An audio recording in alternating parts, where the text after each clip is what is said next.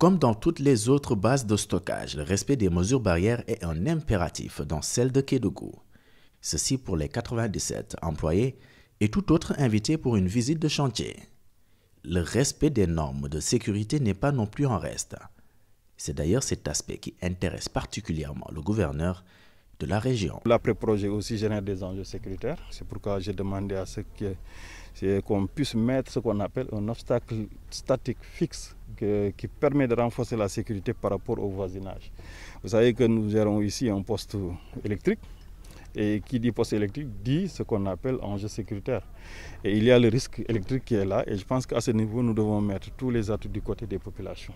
Sécuriser davantage le poste pour que les populations ne puissent pas y accéder et que davantage qu'on puisse dégager les emprises nécessaires pour renforcer la sécurité des populations. Une équipe d'ingénieurs qui prend bonne note de ces remarques, l'expert plan de gestion, environnement et social rassure sur la concrétisation de ces recommandations. On a pris bonne note, heureusement.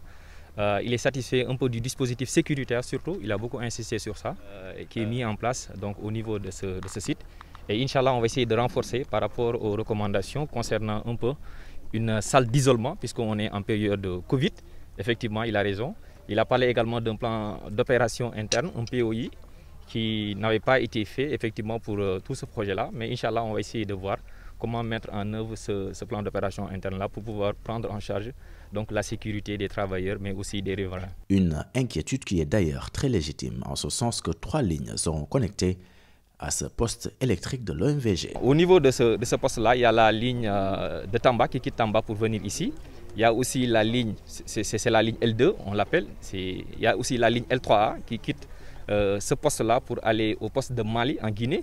Il y a également une autre ligne, la L3D, qui n'est pas encore d'actualité, qui quitte le barrage de Samangalou, là où le barrage hydroélectrique va être construit, qui quitte ce barrage-là pour pouvoir donc se connecter au niveau de ce poste-là.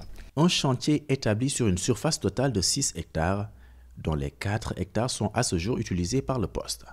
13 impactés agricoles et un impacté moral ou école y sont donc recensés. Des impactés qui seront indemnisés selon les règles établi. La commission départementale de recensement et d'évaluation des dépenses avait proposé à accompagner un peu l'école en faisant un mur de clôture et éventuellement la construction de classes. Et cette proposition-là a été partagée par toutes les parties prenantes. Par rapport à ces 13 PAP agricoles-là, donc ils ont été payés. On a acheté en quelque sorte la récolte. Puisque nous, ce qu'on indemnise, c'est les pertes de culture. Puisque après l'érection de la ligne, les agriculteurs peuvent venir encore sous la ligne faire les activités agricoles, puisqu'il y a ce qu'on appelle les activités qui sont compatibles avec la ligne, mais ce qu'on ne veut pas, c'est des arbres qui dépassent 3,50 m. Des mesures environnementales sont également mises en œuvre dans cette localité, et ce, dans le but de valoriser l'environnement à travers une bonne gestion des déchets. Un projet sur lequel, par ailleurs, compte la région de Kédougou, en croire le gouverneur de la localité. Saïr Ndaou fait savoir que l'accès à l'électricité est un problème réel dans la région.